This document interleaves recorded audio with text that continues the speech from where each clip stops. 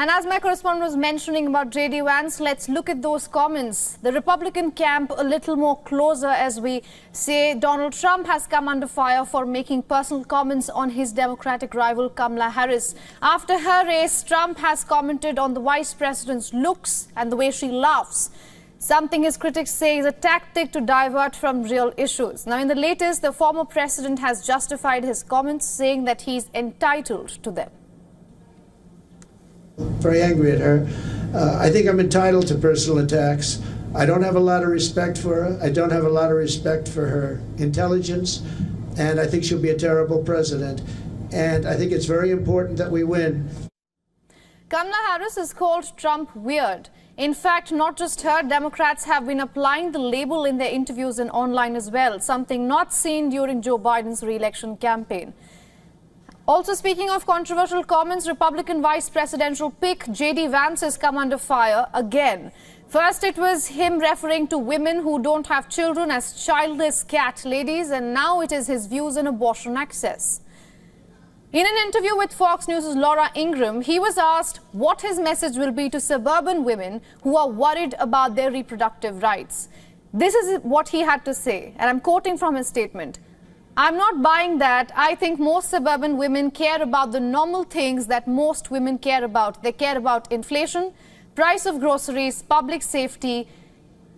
And then Vance went on to defend Trump's policy to let states decide what suits them when it comes to abortion. Let's get you some numbers now. According to findings released Wednesday by KFF, a non-profit health think tank, 74% of women in the U.S. aged 18 to 49 think that abortion should be legal. This is the same age group that is directly affected by restrictions on abortion, the women of reproductive age. Interestingly, the same poll suggests nearly half of Republican women of reproductive age say that abortion should be legal in most or all cases.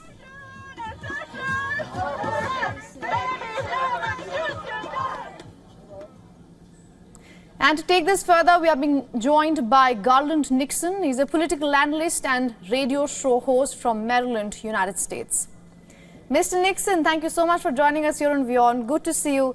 Let me first come to you with some numbers. Kamala Harris is leading in 5 swing states. Some of the guests we have been speaking to lately has been calling it her honeymoon period, but it's going to be about a month since she jumped onto the campaign trail for the White House. Your thoughts? I think it is somewhat valid to consider it a honeymoon period because Kamala Harris at this point hasn't really laid out her policy platform, and she's been running off of, the kind of the gender thing. Will be the first woman of color, things of that nature. So I do think it is fair to portray this as a honeymoon period up until the time that she lays out her policy platform and that she has a significant presence on stage, such as national debates, etc. So right now, until such time as we hear the meat and potatoes, as we say, of what her plans are as acting as the leader of the United States, I think we can consider it somewhat of a honeymoon period. Right. At this point, I don't think anyone's surprised if there are any controversial name-calling coming in from Donald Trump. That has been his forte, not just in this elections, but also in 2016. He had made a lot of misogynistic comments, if I can call them, against Hillary Clinton.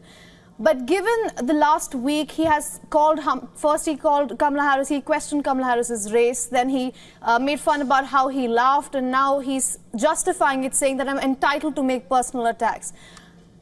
Keeping all of this in mind, what do you think you could read into the strategy of it? Do you think that he's rattled? I don't think it's as much a strategy as it is. This is who Donald Trump is. And if you look into the history of United States elections, this is nothing new. We can go all the way back to Abraham Lincoln, where they were literally had pictures of gorillas and monkeys, and they attacked his looks. So, while in fact this current iteration of political attacks may seem childish, and to some extent it is the nature of Donald Trump to do that. I don't think the people who support Donald Trump expect anything different than that. They kind of laugh at it. A lot of people don't know that Donald Trump is in the Hall of Fame for the World WWF, the World Wrestling Federation, which was all about this kind of actions. So I think it's part of Donald Trump's entertainment for his base. I think it's part of pumping his base up, kind of like an athlete does or a boxer before a match. So you think this kind of name calling actually works in favor of rallying up his campaign and his supporters? Yeah, I think you have to understand whenever a politician talks who they're talking to. I think that the Trump-Vance people, like any politician, understands that there's certain groups that simply aren't going to vote for them. So I think when they issue out their various forms of rhetoric, they take into account, well, there's certain people that aren't going to vote for me. And the people that would be offended by this or upset by this already aren't going to vote for me.